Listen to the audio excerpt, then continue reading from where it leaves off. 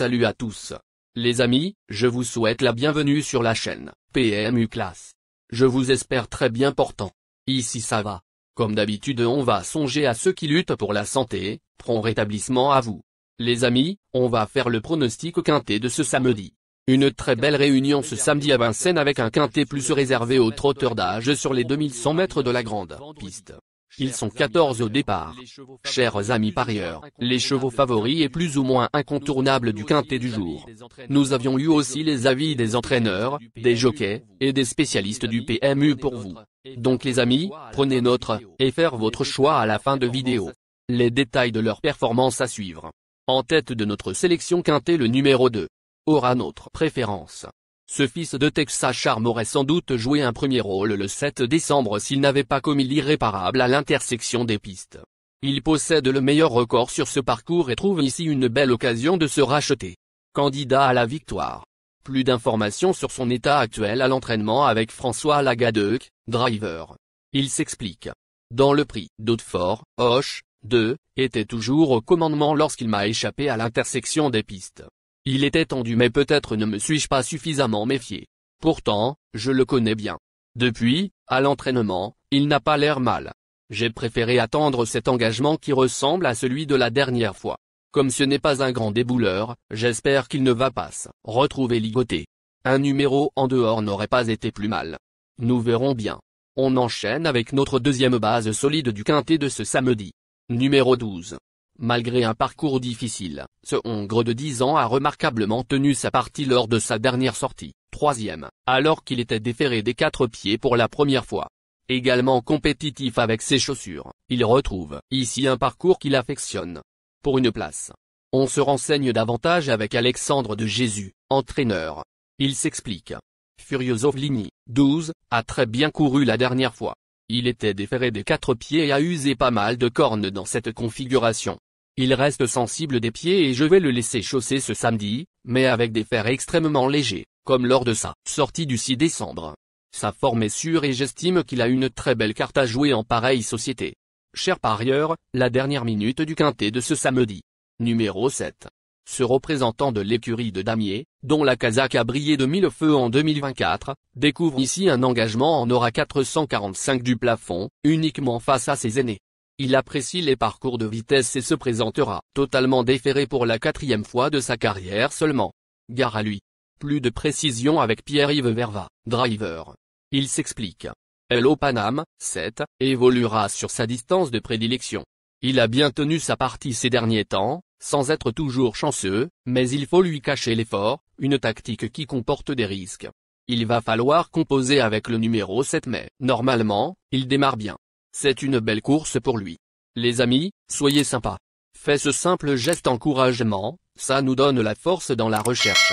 Je termine la vidéo avec mon champ réduit. Restez jusqu'à la fin de la vidéo pour découvrir mon champ réduit. Les amis, suite de la sélection pour compléter notre ticket. On entame avec notre trouble fête incontournable du quintet 2, ce samedi. Numéro 5. Ce trotteur régulier vient de réaliser une excellente semi-rentrée sur l'hippodrome de Mokanchy, deuxième.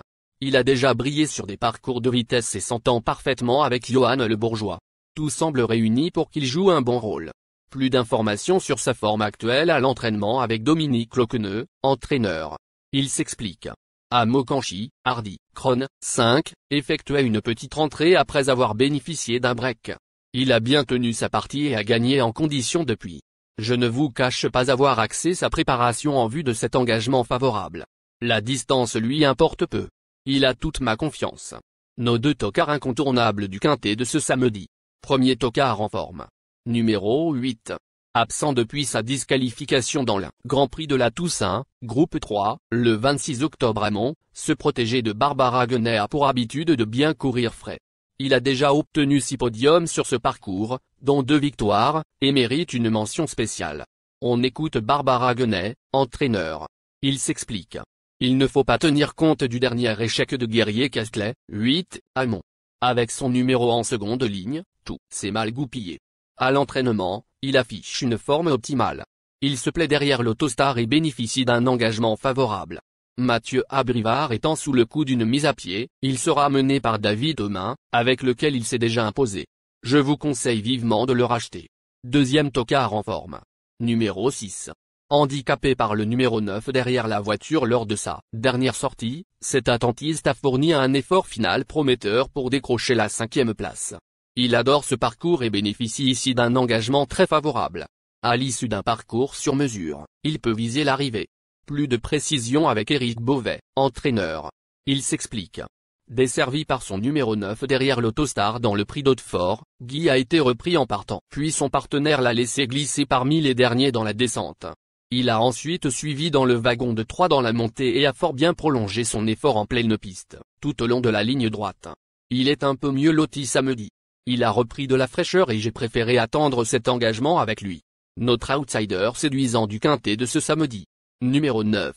Lors de sa dernière sortie, ce Hongre a été littéralement mis hors course dans le tournant final, alors qu'il semblait posséder des ressources.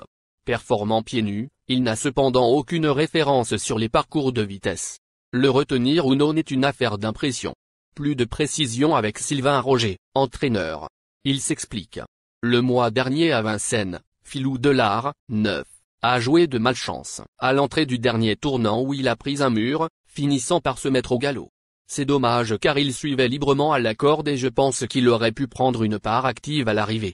Samedi, l'engagement est favorable, mais il n'a pas été gâté par le tirage au sort des places attribuées derrière la voiture.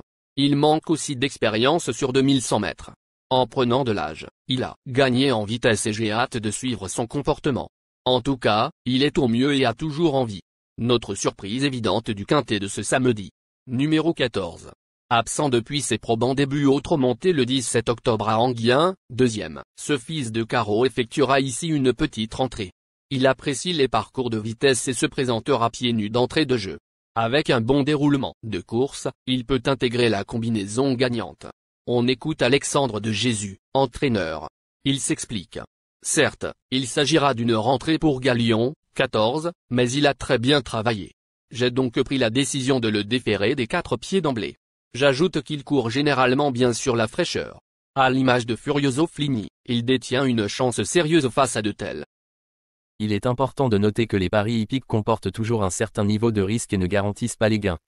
Pour augmenter vos chances de succès, il est recommandé de mener des recherches sur les chevaux, les jockeys, les entraîneurs et les conditions de la course, tout en suivant les conseils des experts hippiques. Que vous soyez à Paris, Vincennes, Toulouse ou ailleurs en France ou en Europe, le PMU vous propose une expérience passionnante pour vivre l'excitation des courses hippiques. Les improbables du quintet, le trait, le 1, la sélection quintet du jour, le 2, le doux, le 7, le 5, le 6, 8, le 9, le 14. La synthèse de l'analyse du quintet, la minute de la vérité. Le numéro 2, c'est le plus gros favori de la course, il détient le pilier de la course, soyez très prudents chers parieurs. Les 3 atouts du quintet, le doux, le 8, le 5. Nos propositions de tickets du jour, chers amis parieurs. Mon champ réduit à 50%. 6, le 8, le 7, le 12, le 5. C'est une combinaison qui permet aux joueurs de mettre un cheval de base et d'y associer plusieurs autres concurrents. Mais pourquoi choisir le quintet en champ réduit? Avec des bas, vous pouvez ajouter des tocards dans vos champs. Si les bases font l'arrivée avec un outsider retenu dans votre pari, alors les rapports peuvent être rémunérateurs. Cette formule en champ réduit est toutefois moins sécuritaire que la formule combinée. Par exemple, dans les courses de trot attelé, les chevaux peuvent être au galop et donc disqualifiés. Si cela arrive lors d'un quintet en champ réduit avec votre base ou l'une d'elles qui est disqualifiée, alors vous ne pourrez pas toucher le quintet mais au maximum un ou plusieurs bonus. Cette formule est un bon compromis entre le quintet unitaire qui consiste à jouer uniquement 5 chevaux et la formule combinée qui est plus sécuritaire mais également plus coûteuse. Selon les courses PMU et la valeur des chevaux, vous allez faire votre choix entre les deux. Ticket de folie, 2, le trait, et le 2, le 1. Ici nous avons décidé de combiner la base avec nos improbables. Ticket de couverture, 2, le doux. Il existe plusieurs types de jeux, comme le pari en jeu simple, couplet gagnant ou placé, jeu trio, jeu quarté, jeu quintet, que vous pouvez tenter votre chance les amis. Mon multi 5 du jour. 2, le 6, associé au grand carnet, le doux, le 7, le 5, le trait, le 1, 8, le 9, le 14. Vous êtes nombreux à contribuer et donner votre avis sur nos différents contenus et nous sommes heureux de recevoir vos contributions et réactions respectueuses et courtoises qui enrichissent nos publications. Merci les amis, bon jeu à tous, à très bientôt pour la prochaine course. Bye bye.